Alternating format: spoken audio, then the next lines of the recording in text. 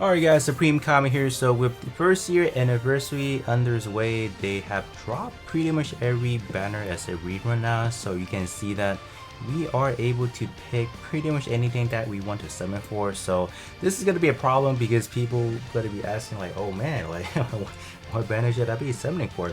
So I'm going to be making 4 additional videos on top of this one explaining what to summon for every one of your elements. So this time around specifically, I want to start things up by going over to the altar character just because I feel like they're more important. They are going to be on every one of your team build, so that's why they want to start them off as far as which one to pick from, Fiona or Lyn.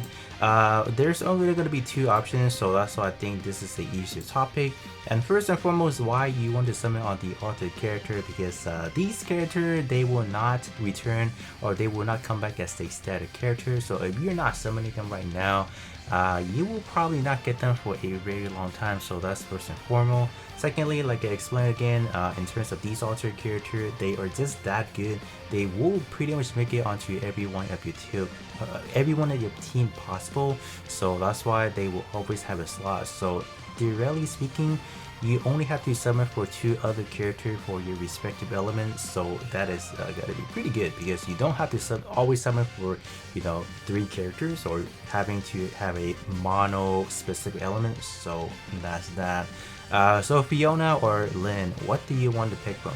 Like what is like the pros and cons for both of them? So let's start off with Lyn. I think Lyn, there's definitely easier to talk about as far as like do you want to go for her. My honest opinion, if you do not have a copy of her, is simply no.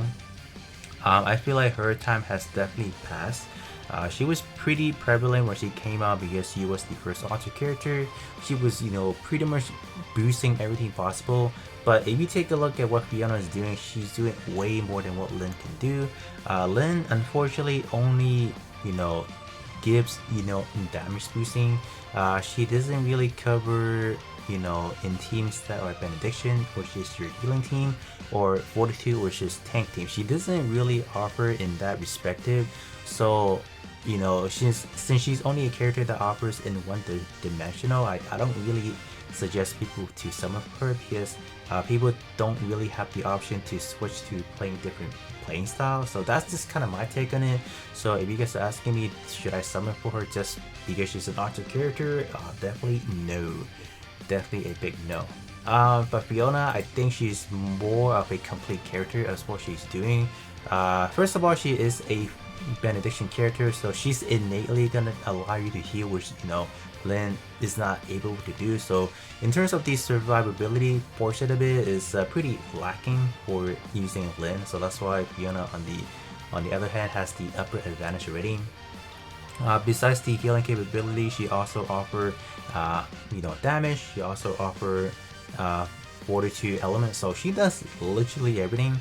And then if you take a more in-depth look at her kits, her advancement, pretty much her advancement isn't really needed unless you want some more utility, like more final damage, survive a fatal blow, having the ability to instantly kill an enemy when they fall below a certain HP. So this is a really good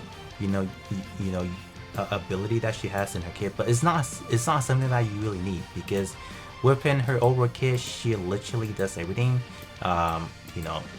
With this over here, I think this is only for Benediction, so she does a lot.